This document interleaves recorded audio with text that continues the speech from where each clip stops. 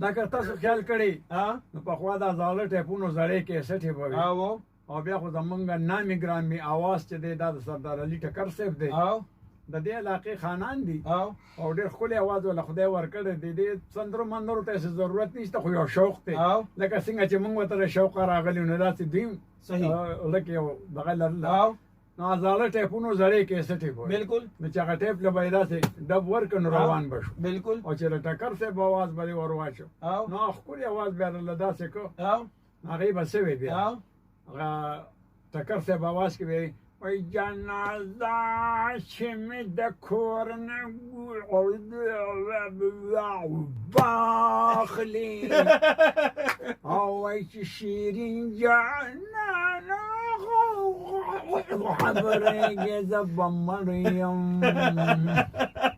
په ډبونو ډبونو به یې ووهه زه به غټۍ روان شو ښه میراوسه دا راته ووایه چې د میاوالي ته میاوالي ولې وایي دا میاوالي ورته په دې وجه وایي چې دا هلته یو میا صاحب و ډېر مشهور سړی و لکه بزرګ ټایپ سړی و میاګان خو خلکو دې بزرګانو خلکو ته وایي نو دا د چا ماشومان یې والي نو بیا چاته چا تپوس کړي چې دا چا والي هغه ورته دا میاوالي دا میاوالي میاوالي دی نه بس میاوالي تا دا تپوس مانو نه کړي چې دا لطیفې ته رقم ځای نه راوړی دا راته ووایه که نه نو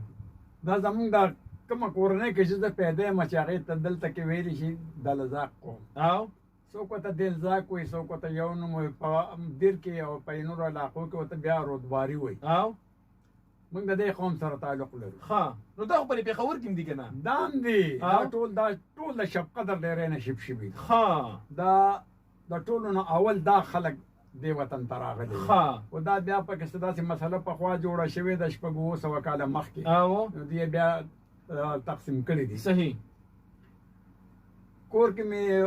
ریډو واغشته ریډو مې واغشته په 1000 روپۍ باندې چې کور کې مې آزاد کړ د ګلنار بیگم ګانا وکړ موسم خراب و نو هغه ریډو قرقر کول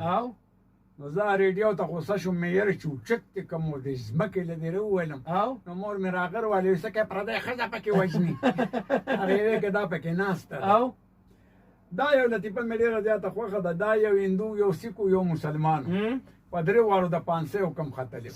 لاول یې هغه مسلمان په تخته ودرو ورته یې وایي که نه پړی یې سار ماندې هغه ورته په زړه مې سار ماندې خو چې کله پانسي شم او مړ شم نو قبر رالو که نه کفن دفن مې کې جنازه مې وکړې زموږ د مسلمانانو زموږ همدغه طریقه ده صحیح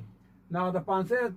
پروګرام داسې و چې د بجلی بټن به وواله په یو شرق په توره راغله او سړي نه به یې سر پرې کړه صحیح چې څنګه هغه بټن وواله هغه توره داسې رو رو رو رو راله او بس د مسلمان نمری سره ودرېده بیا هغه 500 والا ورته یې راکوشه ته بېګونې یو بیا هغه هندو په تخته ودرو هغه ته یې ستا په زړه سارمان دی هغه وایي زما سارمان دی خو چې کله مړ شم خشاک راوړی بس هغې کې مې ور واچوي تیږې ورته ورته کې او مې سوځوي زموږ دغه طریقه ده چې بس په هغې هم بټن د بجلۍ وواله د هغه هم هغه توره راله داسې رو رو راله د مرۍ سره یې ودرېده هغه ته یې ویې یاره ته هم بېګونې راکوشه چې بیا هغه سیک په تخته باندې ودرو هغه ته ویې ستا په زړه سارمان دی هغه ورته زما په زړه نوري سارمان نشته وي دا مشین ټیک کې هغه مشین کې فرق څنګه چلې لکه داورخانه ډېره مننه دا خو د غږ کار کوي چې مې راوستې دي 1980 کې مې راوست انګریز ته راغلي و پروانه ورسره وه الله او دا ګانې ویلې وه وی په دواړو خو باندې جانانه شو وشنه کارېږي راته سره دوست و مطابله نو مې راوستوي پته معلوم مې مرضی وي دا اوله پرشیږي جینې سلا ډاکټر لپدې بوزم دا خو تا شعر ویې زه هم درته ویم وایي نوکر خیر که د افسر کره اوسېږي افسر نه چې د نوکر کره اوسېږي او ښځه ډېره د خوږه خو دومره هم نه چې سړی پسې د سخر کره اوسېږي د هغې مخې ته مازدیګر ولاړو ما د روډ نه غاړه یو ښځه ولاړه وه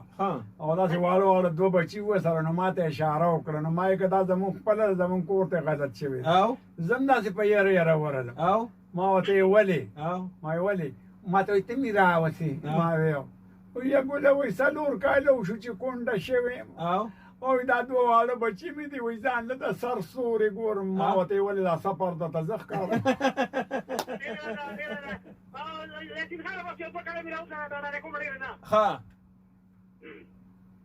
لار کومې نظر شي زبستا